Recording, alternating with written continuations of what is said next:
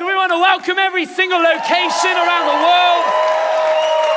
It is fantastic to be joining you as we're celebrating Easter. Come on. It is the most phenomenal time of year. Jesus is undoubtedly the most influential person in all of human history. No one's teaching lifestyle has ever had the impact like Jesus. Whether you believe in him or not, there is no one that's had the influence on human history like him. And do you know what? It's all because of the profound reality of what happened at Easter.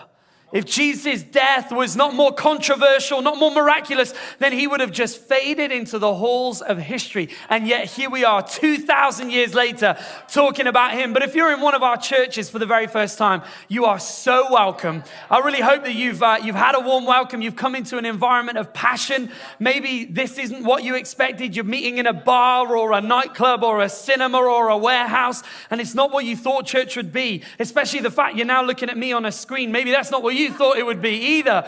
But we believe in relevance. We believe in modernity. And we've been streaming this message, seeing thousands of people's lives change. And we believe that's going to happen again today. But listen, let me ask you a question. What would you do with 3 days to change the world? I don't know about you, but I've been thinking about this. And it's actually a really hard question to answer. I can tell you how I could destroy the world in 3 days. Not that I'd want to. But we're really good at breaking stuff, aren't we? You know, anybody ever done a house renovation? You know, you think it's going really fast in the first few days because you're pulling the walls down and the ceiling's in, but then you got to rebuild it. And it takes ages. And I think sometimes the idea of, could you actually change the world in 3 days? Really? The human heart, the problem of the human heart is so significant. And yet, in what Jesus did, he really did in 3 days change the world. But maybe if you were going to give it a go, perhaps what you try and do is deal with famine. You know, the tragedy of people starving to death when there's so much abundance in our world. Perhaps that's where you'd start. Maybe you would try and deal with conflict, war, terrorism, you know, hundreds of thousands, millions of people's lives impacted by conflict. Perhaps you'd be really creative, invent a time machine, go back in history and turn things around. Perhaps you try and stop World War II or World War I from ever happening. Or maybe you'd come back to slightly more reality and you try to deal with sickness and disease. I don't know what it is, but even when you start thinking about it, it's huge, isn't it? But if I was going to give it a go in just 3 days, I think where I would start is I'd try and deal with world debt. Now, it's not as glamorous as conflict. It's not as, you know, humane as some of these other things, but actually debt impacts the whole of our lives. And in fact, I think if you were able to solve world debt, you'd probably solve famine. You'd probably solve healthcare. You'd probably solve conflict. And in a financial sense, our world has never been more in debt. Do you know that last year, global debt hit 247 trillion? That's huge. But here's the really scary thing. If you pooled all the money made and owned by every corporation, country, and individual this year, that debt is still 3 times that amount. The whole of global GDP, and we're 3 times in debt. That is crazy, isn't it? Do you know that 46 trillion of that is household debt? The overdraft, the credit card, the car payment, the house. Do you know what it means that, for example, here in the UK, the average person is about £15,500 in debt before getting a mortgage? It's surprising, isn't it? But do you know what? When you're in debt, because I've been in debt, it's so encompassing, isn't it? Anybody ever had that moment where you're just chasing your tail? You're trying to get out of the overdraft. You're trying to pay off the credit card before the 0% goes off. It's a bit like walking up a hill and you think you've reached the peak only to find there's another summit further ahead. And it affects our mental health. It affects our emotions. It encompasses so much because once you get in debt, it's so hard to get out of it. You know, debt is debilitating, isn't it? And did you know that actually it impacts so many different things? 1 in 3 divorces says that financial pressure is the key reason they're getting divorced. And you think of the impact of broken marriages and relationships, and I'm not saying that in a judgmental sense if that's been your journey. I'm just saying it in the reality of it. You know, in our societies, huge amounts of our mental health issues, depression, is linked to the financial pressure of trying to keep up with payments, not being able to get through it. It's such a reality for so many of us, whether you're a Christian or not. But you know what? For the last 15 years, I've been working with people. That's my trade, if you will. Young, old, and everything in between. Successful and struggling. And do you know what I've noticed is that there's something more powerful than financial debt. It's the debt of our hearts. Every human being I've ever met, successful or struggling, carries within them some element of internal debt. The debt of regret, the debt of disappointment, of failure. And just like trying to get out of your overdraft, I see people running in circles, chasing their tail, trying to make amends for the thing they did that they know they shouldn't have done, but they can't ever turn it around. There's something of that internal debt in our souls and in our life that steers our life so much more than just financial debt. But you know what? Whether you're a Christian or not, we do a great job of papering it over, don't we? We press into the next success or excess. We go for the promotion to make us feel better about the failure. We take that next drink to forget about it and just party away. After all, you've only got one life, live it. Come on, live it to the max. There's no consequences after all. We look to the next girlfriend, boyfriend, husband, wife, the next holiday, the next home. But the reality is, if you, like me, are honest with yourself, we're just papering over, aren't we? We're just papering over what's there. You see, we do a great job of ignoring it sometimes that we convince ourselves it's not there in the first place. We get so distracted that we forget that there's these choices of our heart and our mind and our lifestyle have a consequence, have a weight to them. And sometimes there's debt that you don't even know about as well, isn't there? You know, when you find out that that thing, the decision you made has impacted somebody else. But here in the UK, if you went home today and you found a brown envelope on the porch floor or in your post box, I don't know about you, but these things make me nervous. I think they chose the brown envelope because it's how it makes you feel, the color correlation. Doesn't it? Because 9 times out of 10, it's a bill. Every now and again, it's a tax rebate. Glory! And if you don't know what that is, it's when the government say, Dave, you've paid too much tax. We don't need your money. Have it back. I always say to Sasa, take away tonight, love. We're going on holiday. And you open it, hoping there's a check, only to find that it's quite the opposite. I owe what? I didn't even know about that. Sometimes it's that council tax that you thought was included in your rent, but it wasn't. Ooh. It's the stamp duty you didn't realize when you were so excited and you took the offer on that really expensive house, and then you think, oh my goodness, there's another zero on that. There's the fine you had no idea about. There's the debt that somebody else racked up and put it in your name. But the reality is that whether it's your choice or someone else's, it doesn't matter if you didn't know about it. It doesn't matter if you don't like it, you owe it. You ever had that one? Who likes getting a bill? Oh, fantastic, I owe £4,000. Win! Whoever feels like paying a bill? Come on, don't be Christian about it. No one does. Fantastic, I get to lose that much off my wage this month. Woohoo! But you owe it, don't you? It's a reality. And the thing is, right, this is what Christianity speaks right into.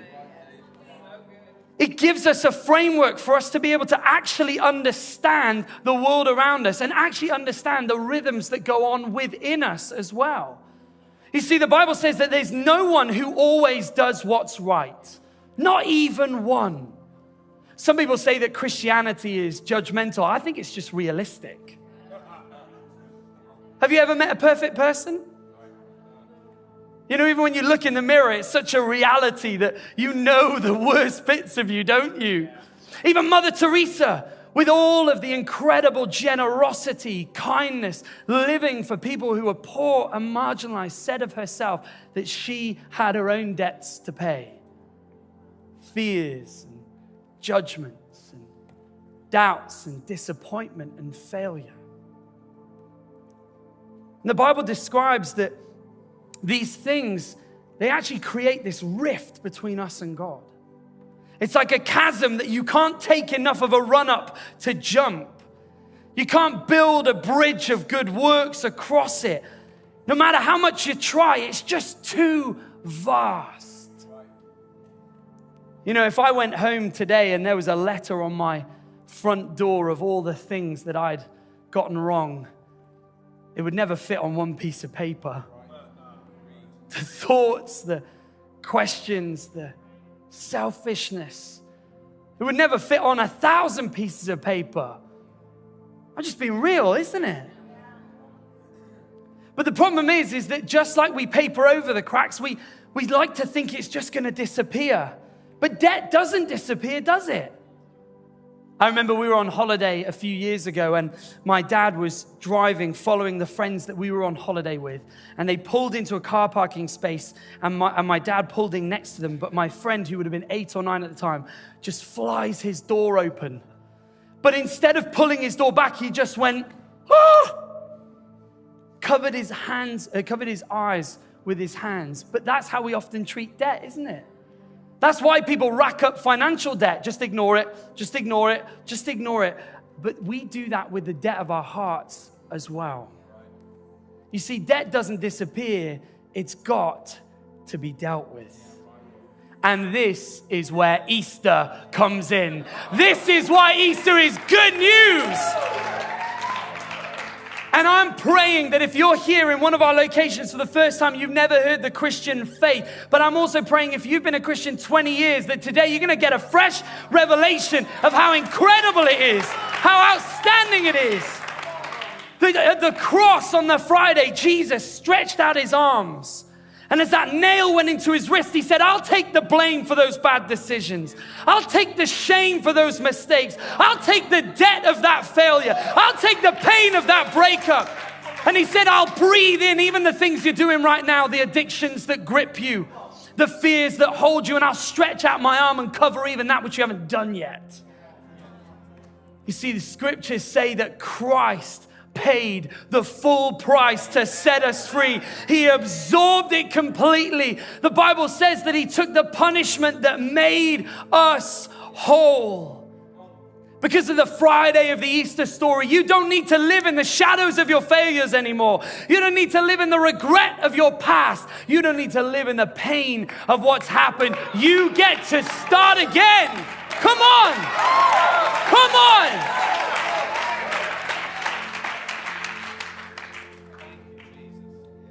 Some of us have heard this truth 100 times and become familiar with it.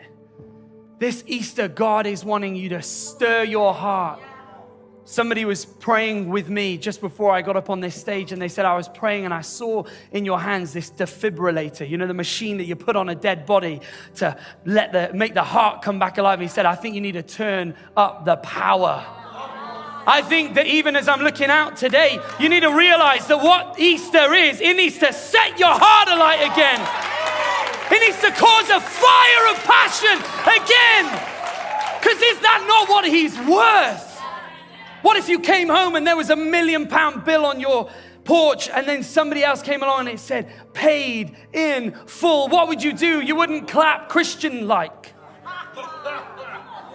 You wouldn't celebrate in a mediocre way. You wouldn't keep it quiet. It would be the first thing on Facebook, the first thing on Instagram. It'd be straight out there. Do you know what you do? You take that £1 million and you go and share it with people. You go and find the other messed up people and say, I got grace, you need some grace as well. Just imagine for a second that somebody did write out what you owed.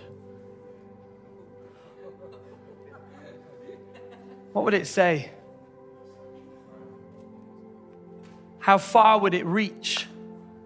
How many lives would it impact? Because whatever it would say, because of Easter, there is a stamp at the bottom that says, paid in full. Paid in full.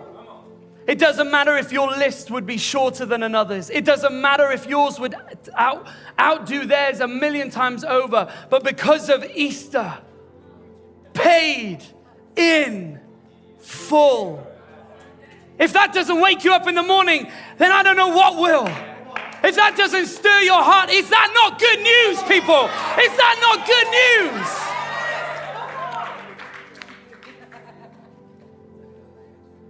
And not only your debt, but the impact of that debt on others. Paid in full. If you're here for the first time, here in Hereford or in one of our locations, today is your chance to start again. Today is your chance to bring your debt letter to Jesus. Because I don't know about you, I know for myself, I could never pay it on my own. I could never be good enough. I racked up the debt myself. You see, many people think that heaven is a place for good people and hell for a place for bad. Heaven is simply a place for people that said, Jesus, I need you to stamp my debt. I can't do it on my own. I'm not going to paper over the cracks anymore. I'm not just going to chase that distraction of success or excess. I'm not just going to look to the next thing. I'm not going to ignore it because I know there's a reality of this in my life. Would you just come and stamp it, Jesus, with your blood-stained hand? Today's an opportunity to begin again. And do you know what? This message isn't going to answer every question you have about God and Christianity, but it will answer the most important question you have for the whole of your life. You don't need to live in the shadow of the debt of your mistakes, but it can be leveled today.